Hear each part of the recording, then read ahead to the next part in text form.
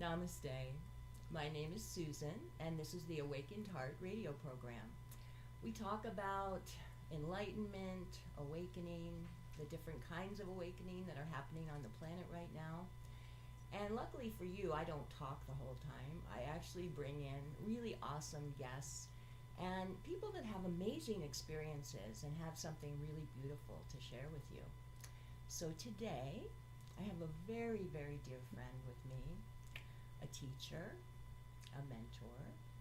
She's been to India countless numbers of times and learned such beautiful things that she brings back to share with us. I want to introduce you to Debra Apsara.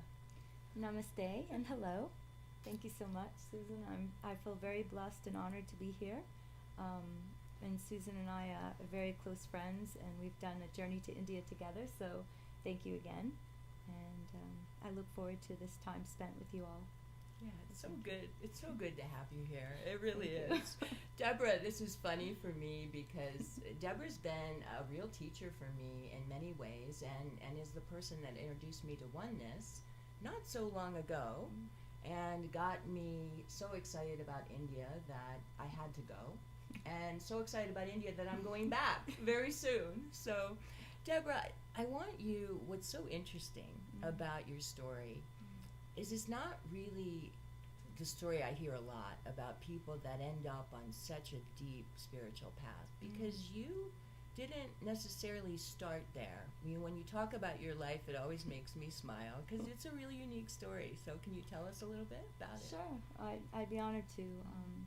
Well, my journey definitely didn't begin in spirituality. I always had a very unique connection to something. I just didn't name it or have any kind of upbringing that was spiritual or religious.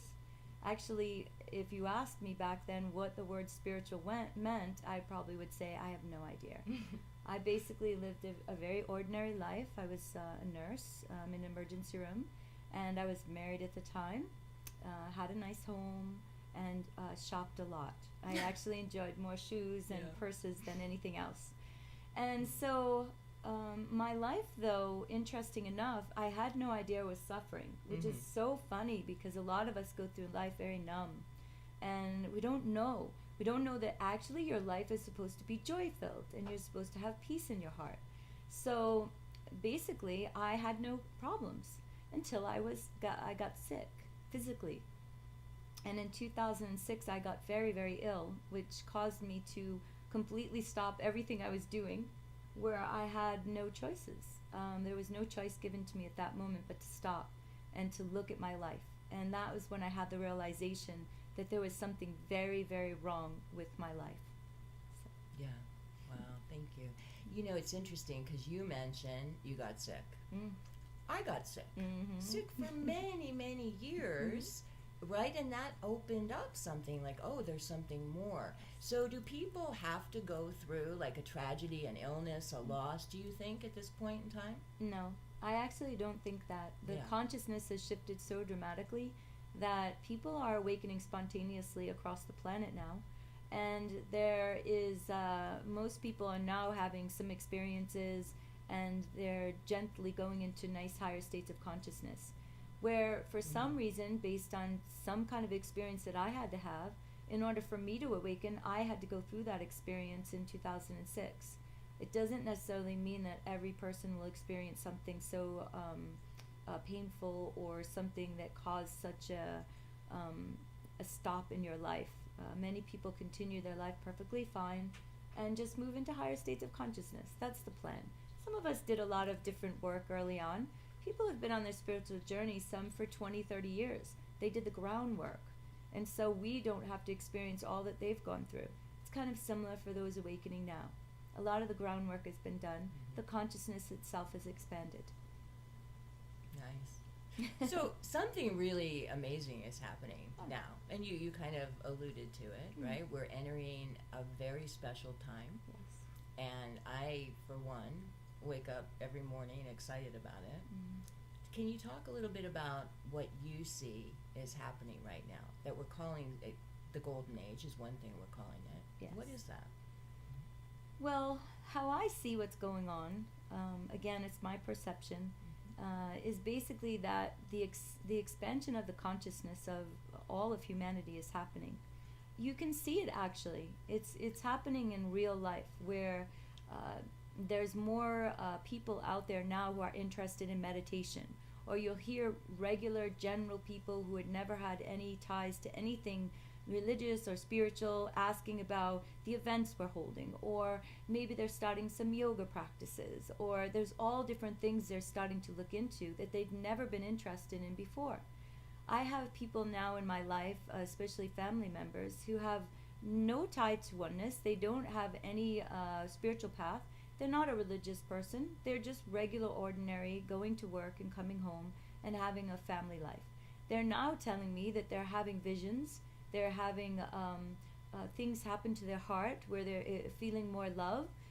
They're feeling more compassion. These are just naturally unfolding in them. No one is teaching them or giving them sadness. It's just because the consciousness itself is changing. And when the consciousness itself changes for humanity, it has to have an effect on the external world. Because when we internally change, all a huge group of people which are internally changing, because we're expanding inside and growing, it affects us externally, which means the other people just wake up feeling better. It starts as they feel better. And then from there, what I see happening is that more and more people are just going to wake up in a different consciousness. They won't necessarily know how they got there, and they won't care. Because when you feel peace and love and joy inside your heart, something that most of us lived our whole life without, we only looked for it in the external world, and it never served us. It never made us feel complete and whole inside. When that hits you like a ton of bricks, there is nothing but joy. Because when you have that kind of expansion and growth, the byproduct of that is joy. And that kind of joy is what we're all been searching for our whole lives.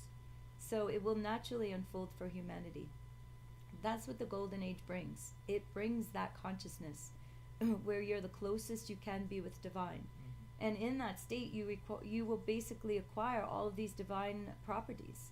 And those are that of love and compassion and humility and honor and respect. All of those things come natural.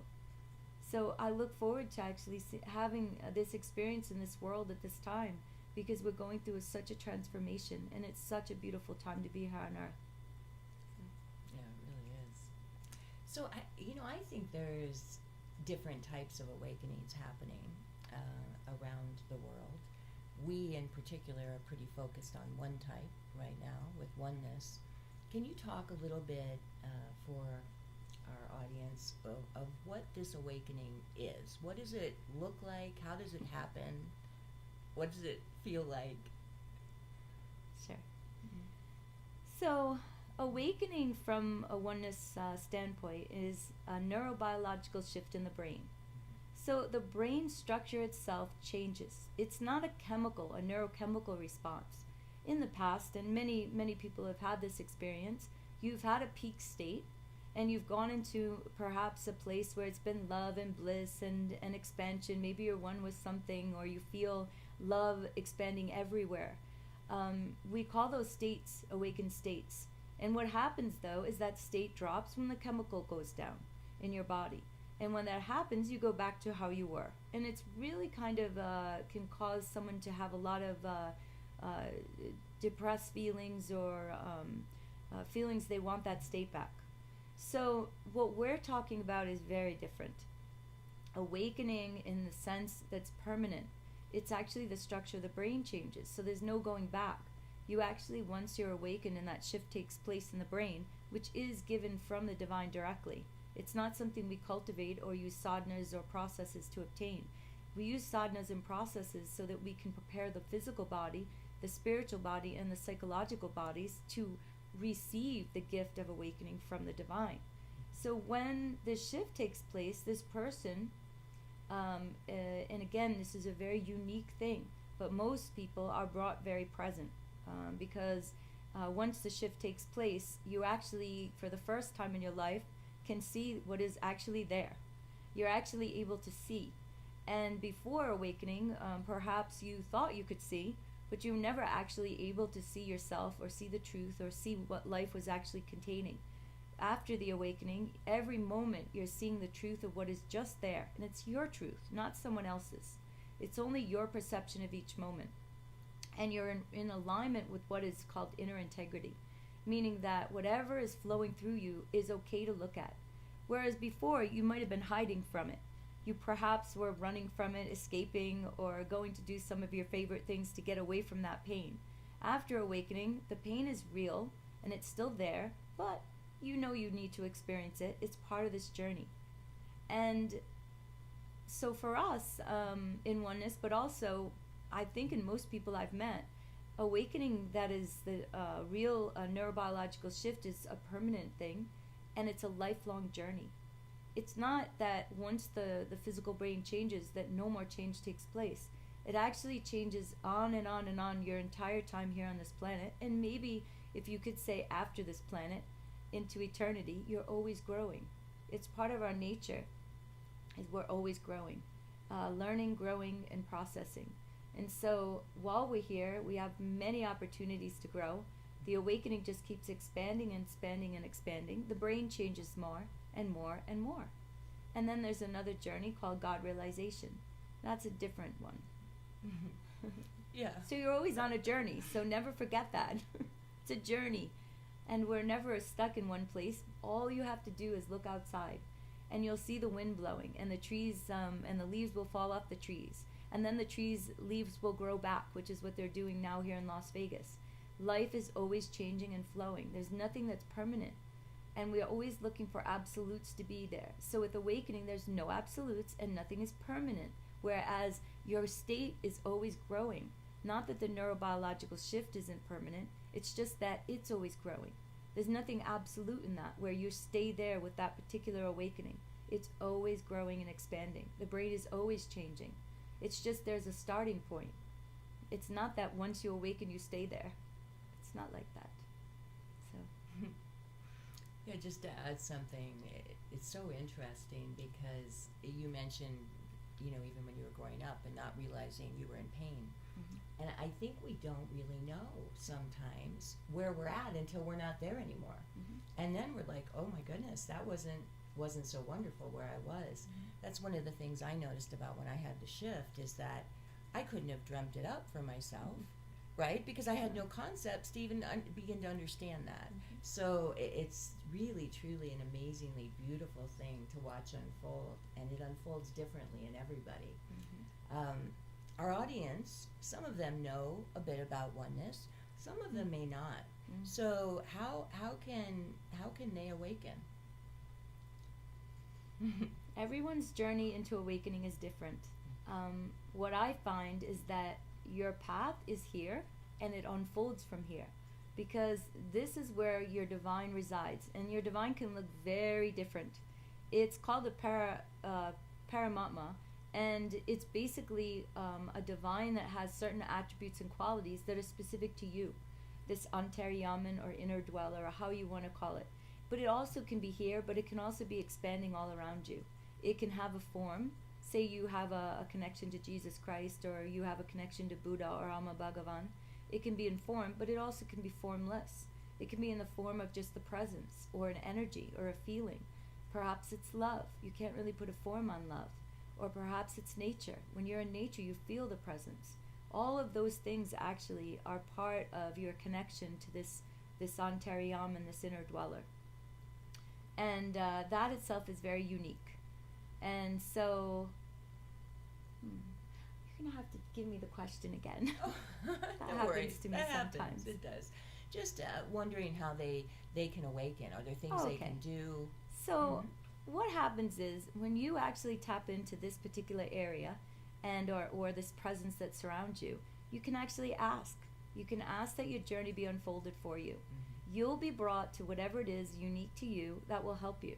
There's so many beautiful beings in this world, and they're all bringing forth so many powerful, incredible things for you to do.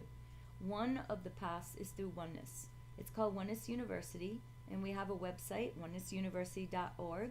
We also have a local one here in Las Vegas called onenesslasvegas.com.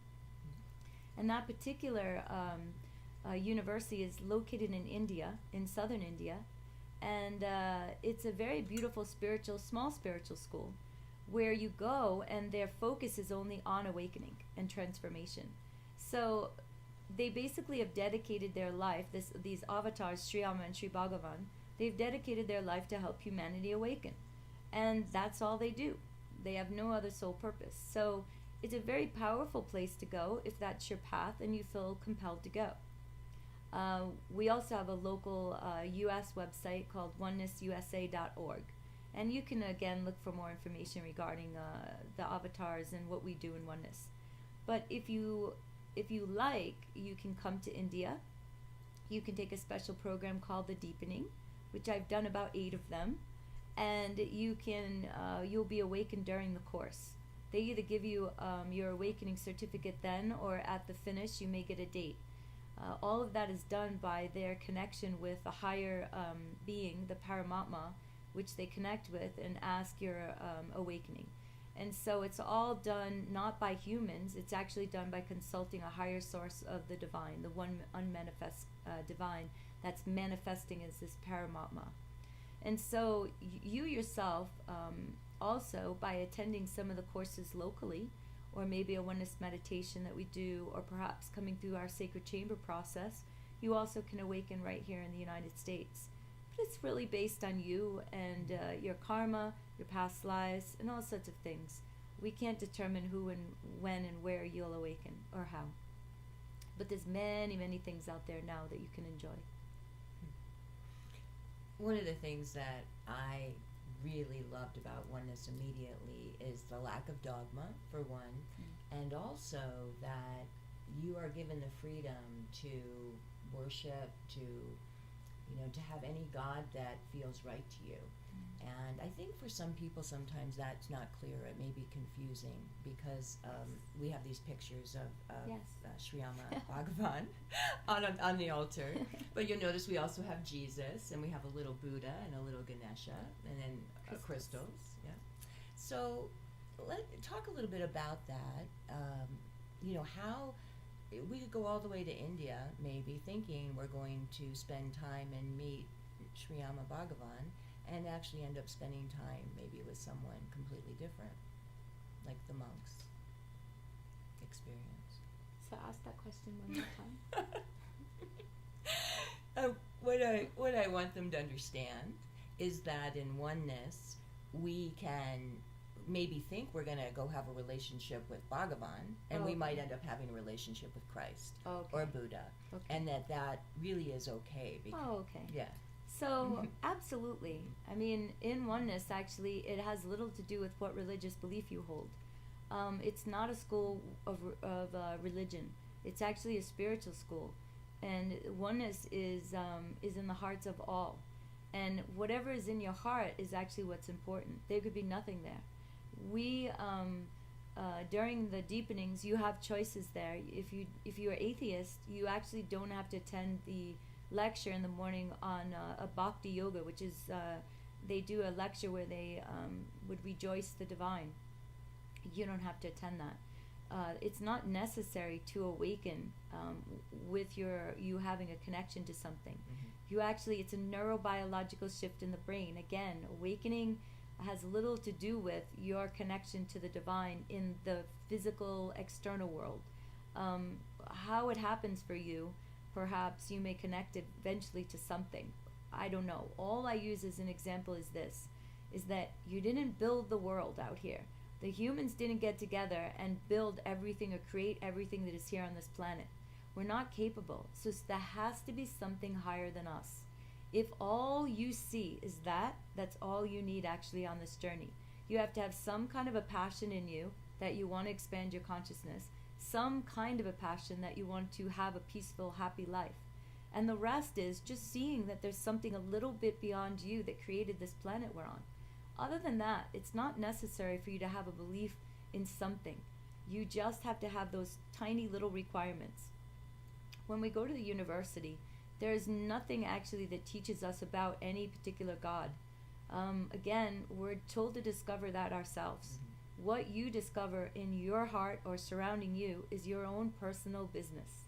You should go on that journey yourself and don't allow another person to actually tell you what is appropriate.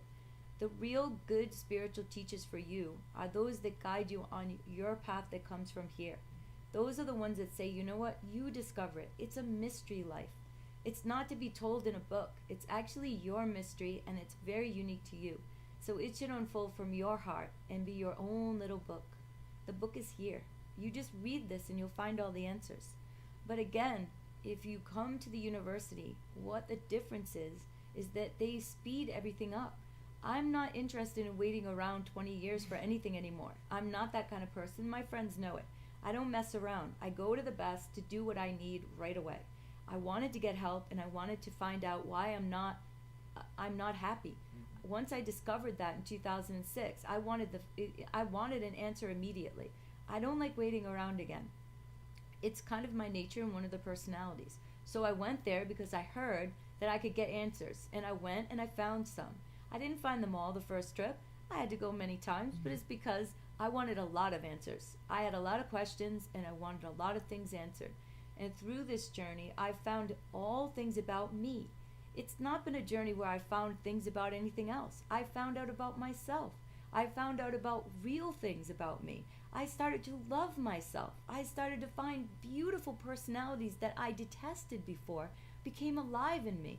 I started to embrace things about me, my body, my looks, how I looked at life. Those all became real and alive in me for the first time. Instead of always constantly using so much energy to push everything away about what this unique Debra was. Whatever that may be, it had a uniqueness to it, and it had qualities. And I wanted to learn how to see those things and actually start accepting them and honoring them. I gained a lot of honor going there. Honor, respect, humility. I was never humble. I didn't know what that was. But I actually started respecting people. I was humble to the earth. All of these things started coming. And then love eventually came. Love was the last thing that entered me. It entered me after I awakened. I had never known love. I was so far away from it. Now I see a little bits and pieces of it. I have friends that I actually love now. I have family. I have friends all over this world now that I love. I love doing these live streams and teaching people. Things I never would have dreamed of. So my encouragement for you is to find your answers, always seeking here. Always come from here and find all your path here, find your divine connection here, and your answers here. And when something resonates in you, go do it. Don't stop yourself. We stop ourselves so much from doing these things in life. Have fun in your life and live it. It's really what we're here for. I love that. So you talk about the entire Yamen, and which is such a beautiful idea to think about. And the story, one of the stories that you tell that I really love is about the Buddhist monk that goes to India, because we can sometimes be surprised with what we're connecting with, thinking, having concepts, oh, this is what it will be, and then finding out maybe something different. Can you share that story? Sure thing. It's a really funny story. We were in a special deepening process in November, December at Oneness University in India. And there's a lot of monks now. These monks are from China. They're Buddhist monks and very dedicated to Buddha. They're not coming to shift their Buddhism. They're coming actually because, and this is what they've stated, they said they come to Oneness University because before they came, they only heard the teachings. And after they leave and they're awakened, they live the teachings. It is a very different way, they said, to understand and to have living the teachings of Buddha. And they said it is so joy-filled now for them that of course they keep coming back. So this one particular monk, very, very funny being, came up before 1,000 of us. We were about 1,000 at that class. And he told a story about how when he came back from the Oneness, he was sitting and he started connecting with this Antaryaman, this inner dweller. For him it had a picture. It was Buddha. Even though he didn't praise Buddha as a god, he praised Buddha as a great teacher. He just assumed that he would see Buddha when he saw a physical manifestation of his divine. Well, he didn't. He saw Jesus. Jesus Christ came. And so for him it was a bit confusing at first, but because he just was a passionate, filled, very expanded consciousness being, he accepted whatever was there very quickly. And so he accepted Jesus was his Antaryaman, or his inner dweller. And Jesus came all the time to him, told him all these profound things. And so, of course, he shared with his other monks for a bit, on this particular thing that was happening to him. And at first, they weren't so happy. They thought, my God, you're a Buddhist monk. You can't praise Jesus. And he said, but I can't help it. That's who's there. And so, hearing him tell this story now, how he really does embrace both. He's still a Buddhist monk. He lives in China on a Buddhist monastery. He practices Buddhism, but he prays now to Jesus. And for him, it's beautiful and magical. He has no problem with it. And now his monk friends are fine with it. So it is a very great story to see how, one, we don't always know what is there. Mm-hmm. And the other thing is, so what's there? We have many different teachings we learn from. There is no problem with teachings. Teachings don't awaken us. They give us insights. It's called Jnana Yoga. Jnana Maya Kosha is a particular kosha in the body where we need certain knowledge and insights in order to grow. It's part of our growth. There's many aspects. Some have heard holistic. In nursing we hear holistic teachings. Holistic just means you're seeing that all different things will give you growth. It's not one thing. And sometimes an insight is what gives you the greatest expansion of your consciousness. So all of these things are brought forth by all different things. And when you're on this journey, just be open to what you see. There'll be different aspects and different, the Paramatma has different qualities, different aspects, different attributes. And so you may run into one that has a certain need for you and to help you grow. So allow it to be there, regardless of what face it has or how it presents itself. It could be like the monk. Exactly. So something really exciting has happened here in Las Vegas just in the last week. Is it a week? Feels like a month. Debra's opened something called the Sacred Chambers, and this is a process that she was initiated to do in India. And I'd love for you to start talking a little bit about that, because this is big stuff. It is. It's part of the golden age, where we're ushering in the golden age by bringing you as close to this divine presence in you as we possibly can, so that you walk hand in hand with your unique divine, whatever that looks like. So what we brought forth is these sacred chambers, and I want to give you a little background because it's really interesting actually. In somewhere in the 1980s or so, there were some guides or monks that were in some higher levels of consciousness from Oneness University that consulted the higher manifestation of the divine called the Paramatma. And while connecting, and I'll give you kind of a brief overview when I say Paramatma, what that means. So the unmanifest, you have this unmanifest divine, which we all understand is creation of everything. Everything that is here is that unmanifest God. So it's within everything here in this whole planet and all of the universe, and everything that exists is this unmanifest divine. But when that unmanifest has to manifest in order for us to connect, it's just how it is. It's very hard for us to connect to this unmanifest. So the divine manifests. The first form is light. And so it manifests as light. And many of you had the experience of Jyoti, or the light, impacting you in some way. It's a beautiful, strong thing that can happen to you, is to have this experience of the light. You might have read things where people have passed and actually went to the light and had tremendous expansion of their consciousness when they came back, life-changing, actually, perceptions. And then from there, the divine would then manifest into Satchidananda, which is existence, consciousness, and bliss. And a lot of us have had these experiences of bliss, or states of consciousness, one with the consciousness, or perhaps an expansion through existence. It's possible you've had these. And from there, then it manifests as this Paramatma.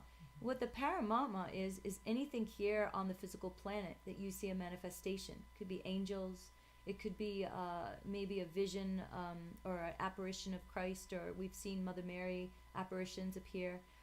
We've also ourselves seen possibly shadows of our divine or some being. We also have this feeling in our heart, which is again the Paramatma. All of those are considered Paramatma, which is a manifestation here on the earth. So that's when we do call it that. So in the 80s, they were consulting this Paramatma, and they were told some revelations at the Oneness University. One happened to be about these sacred chambers that would pop up, these chambers, basically. And so last year in India, things seem to kind of happen there. They're like the hub in spirituality, similar to like California is like the fashion hub. So it starts there and kind of goes across to the east. We get it later. It's kind of like that for India. India's consciousness is a bit different, and so they're very accepting to things like this. So things will start there. So there was a woman in India who had a Diksha circle, meaning giving the oneness blessing.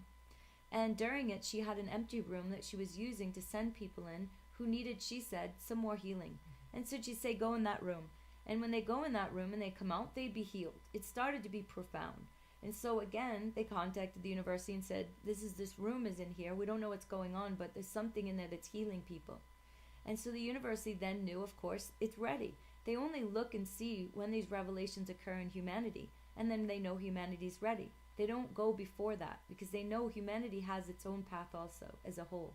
So once humanity was ready, they started actually doing and initiating the chambers in India. There's about roughly 100 of them, and they're very specific. And so about maybe in November, December, there was 140 of us initiated in India from the West. It means all the Western countries. We now have opened chambers starting January, February in the US, Canada, and then the rest of the world. And so these chambers are basically 3 chambers right now. There might be more in some homes. Where in the first chamber you have an orientation to it, and you also receive information about what the chambers are. And then afterwards in that chamber, you do contemplations on certain things. And they're very basic teachings that the public can understand. They're not so much spiritual, they're about real life, which is what we're about. And then from there, when you're ready, we'll guide you into the second chamber, which is a healing chamber. It's where there's a very powerful Paramatma in there, a chamber god, and that chamber god is able to look into your continuum, the whole of you, and see where is there healing that needs to take place that's hindering you on your journey, or hindering you from what you want. There's something that your desire is burning inside you and you want it. And the chamber god in there will help heal it. You don't necessarily have to believe in this at all. You walk in and let it be its thing. In there, there's basically a picture. We call it a Sri Murti, which is a specially blessed picture of the divine. And we use depiction of Bhagavan, Sri Kalki Bhagavan. And it has what's called Avohanam in it, which is a divine process they do to embed the consciousness of God in it. And so in there, it's a portal. The portal is for you. It actually means that you look in it. It can become Jesus. It can become nature. It can become presence. It can become love. It will become whatever it is that's here, becomes it there. And so it doesn't necessarily mean that picture is something you're looking at. You're actually looking into you. Your actual heart is being shown up there. And you can have all sorts of experiences in there. There's also a pair of the ancient India would use padakas. They represent the feet of the divine, the very powerful form of divine presence. I have a pair in there that you would take a blessing off of. We describe how to do that. Then the third chamber is a chamber where your divine is there physically, can be seen moving in the Sri Murtis, which we had one such process last evening. And there were so many that came out and said, the Sri Murtis are moving. I said, yes, they are. Because the divine is embedded in them. And you're seeing your divine moving around to show you that this is true. And so in that room, you go and you ask, what do you want? You can ask for anything. And I mean, so much as, I would like a new house. I would like a partner. I would like a car. You can be just physically giving your desires. Or you can say, I want an expanded consciousness. I want to be one with some divine. I want you to find my divine for me and show me. I want to feel what it's like to be one with all existence. The questions are endless. That's why it's endless visits. You might as well just keep going in and ask and ask and ask, because you will be given there. And then you come out and you relax for a bit and you go home. It's fairly simple. There's no teachings involved in this, actually. We give you a room that you can go in to be with your divine and have your own process. If you have no divine, you can just go in the room. Be in the room and see what happens. There's nothing that you have to do or be to go through this process. It's free to the public, and we do not accept donations. So it's actually just for you. And the divine brought it forth. We didn't. We're actually just chambermaids is what we call ourselves. Susan is the chambermaid for room 2, for chamber 2. And Neil Ong is another fellow trainer here in Las Vegas, and he's takes care of chamber 3. And I basically run chamber 1. So we have many SAVACs that help us, which is service, giving service. So we're just there to help you into the room. Other than that, it's not our job to tell you what to do in there. It's yours and your path and your journey from your heart. So we hope that you join us. If you go to onenesslasvegas.com, you will find all of the links to everything for us, including sacred chambers and how to sign up. So. Yeah, we giggle when we talk about the sacred chambers, just because, I mean, it's hard to even put into words. It is such a powerful gift that we've been given, and I'm in so much gratitude about it most of the time that I'm acting silly. So, Yeah. Sorry about Because God is funny, by the way. God is funny. God is funny. Very funny. I mean, the more that you grow in consciousness, the funnier you'll become. Because you see that life is actually fun. It's a mystery not to be solved, and it's actually there for you to have peace and love and happiness and joy. It's real, though, not the fake peace, love, joy, and happiness, the real one. So it bubbles out of you, and the only thing left is the divine, and that consciousness of bliss and existence, consciousness, bliss. Bliss is there, Ananda, for a reason. Ananda comes out of you. When the more connected you are to Source, or however you see it, the more Ananda comes out of you. So you're funny, and you're very childish, or childlike in nature. I mean, because you surrender. There's no more barriers. You relax, and you just, whatever is there is okay. Right now, if you look at yourself and you have a humor about things, you're having an experience and it's intense, but there's a side of you looking at going, my God, look at how intense you are. It's kind of funny to see. You're all screwed up and all this emotions coming out. And so a lot of times after, it's funny. You're laughing instead of crying now when you go through these experiences. You're like, my God, did you see my arms flailing about? See how angry I got? I mean, it's kind of like when two people in higher consciousness argue. It is so fun after. Because you're like, wow, did you see that charge come out? And wow, look at how charged I was. And look how angry I got. And so it becomes really funny. And I'm not telling you during it is. I'm saying after. Because during it, it's very real. You're very angry. That's true. And you're experiencing things fully. And it's a beautiful thing. Because since children experience things fully. 2-year-olds have this huge experience and they release it. And then they laugh and giggle, right? They go back to playing. There's no problem, no residue. And what we're doing now, as we move into higher consciousness, is we're doing this. We're experiencing things so full that we're laughing after. So it becomes fun. It does, absolutely.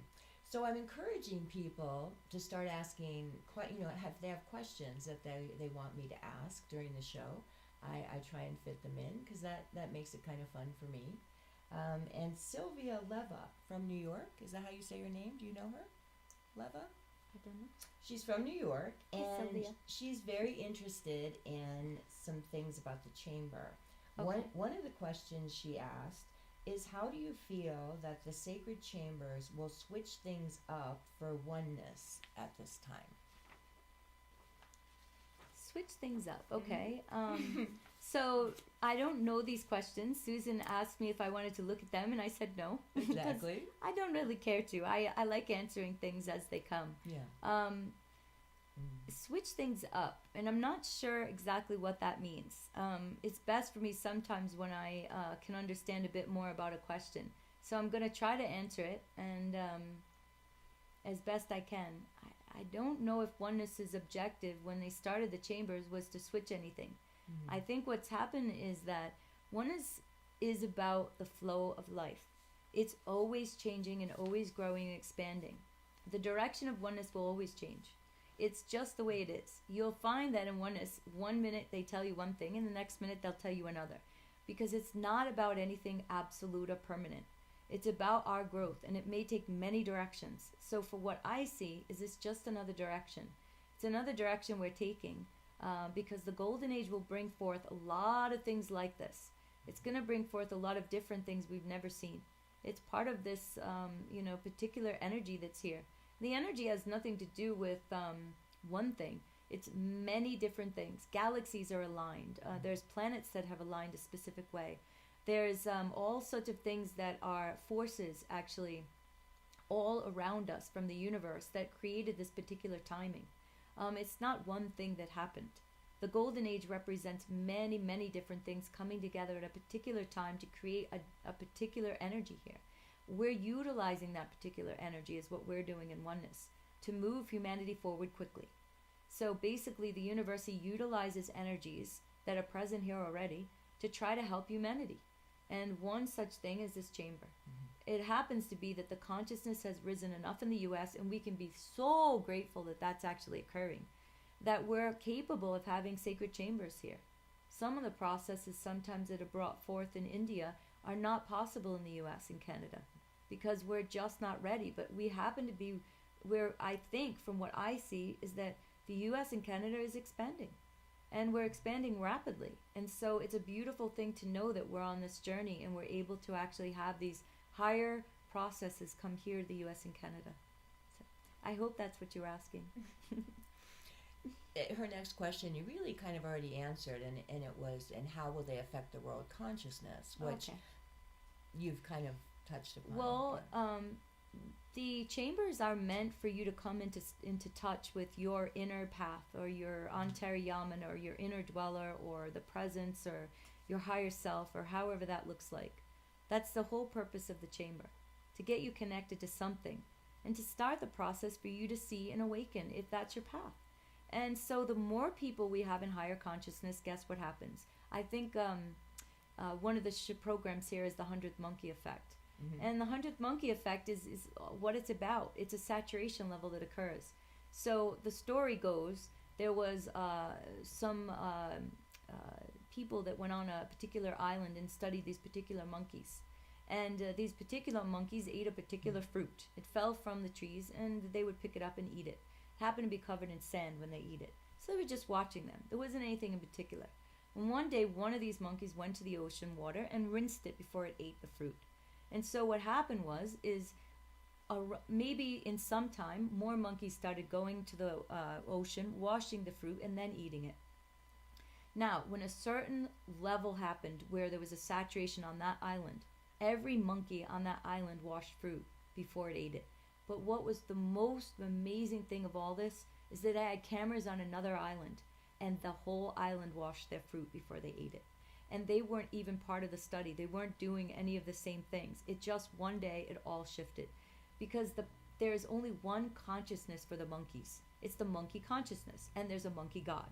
I know that kind of sounds funny, but, Hanuman kind of looks like he's a monkey, so maybe he's their monkey god. I don't know what they pray to. But there's only one consciousness. So that actually is the effect of that one consciousness. If you watch ants, they don't all do things separate. They are one consciousness. They all function as a whole. When they're walking in a line, they're in synchronicity. If you watch starling birds, if you've ever seen starlings, oh my goodness.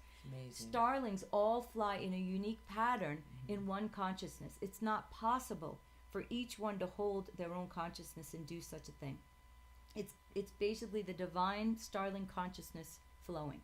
And so that is all that there actually is that one consciousness.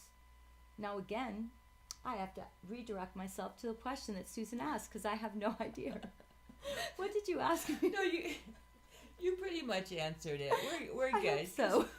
We're actually going to move into Diksha in a moment. That's very good, because once I started another journey in speaking, I cannot remember the beginning part. That's because right. It was never mine in the first place. Exactly. It's a perfect flow. So exactly what was needed to be said was said. I have confidence in that. So we end the show always with Diksha, which is a beautiful energy transmission, a blessing. There's many different ways to look at it. The sole purpose behind it is awakening.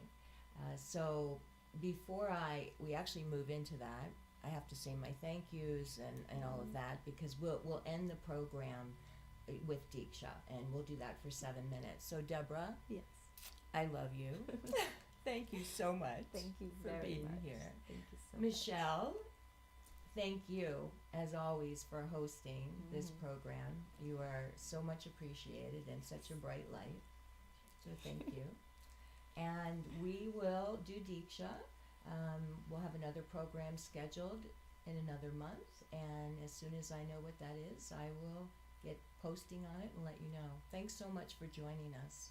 And thank you actually very much for having me on the show. Absolutely. And thank you to the viewers for listening, because it's a gift to be able to connect with all of you from all over the world. Thank you so very much. And come And to the thank you, Sacred Michelle. Chambers. Yes, of course. Really come. Come see us in Las Vegas. It's a hop, skip, and a jump. Yeah. Always nice hotel deals. You see the casinos, you have your dinner, you come to the chambers. It's perfect. It's kind of our motto now. Exactly. Listen, there's nothing wrong with anything in life. Have fun. Exactly. And namaste to you all. Namaste. We won't actually hear the music because it plays for Oh, them. okay. So we'll just start. Okay.